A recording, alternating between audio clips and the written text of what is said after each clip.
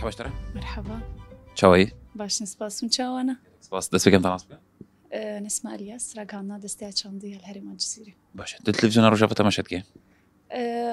تماشيتكم بس أغلبية يعني مسار مواقع التواصل الاجتماعي. باشه تشتكوا روجافة تي في دوشينه هون شاود ديد نيرا. خودي حتى أستكي يعني باشا يعني هل بتو يجبري باش تربي شخو يعني قوري أزبينم ون برنامج شاندي سياسي بقشتي ون يعني برنامج مختلف جيهانا قالك يخوشن يعني في نقطاكي باشا بس هل بتشكي لوازي وهبي يعني راستيجي يعني جبر جعلي ام بيجن بشكشوان هوادا يعني از بيجمكو استخو خرتر بكن بيتر خبيش بخن وباشتر بي تاني يقولوا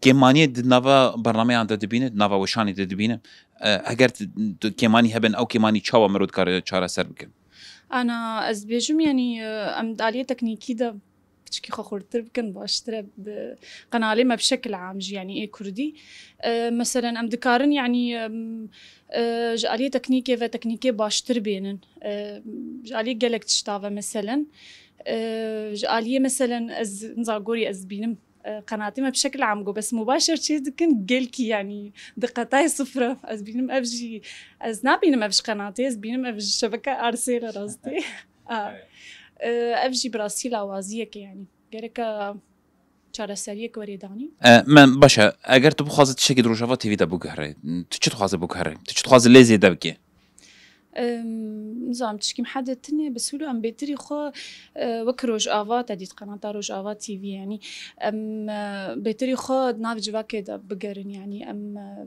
بيتري خو نيزي جواكي بن از بيني باشتر بي يعني سباس شوتا.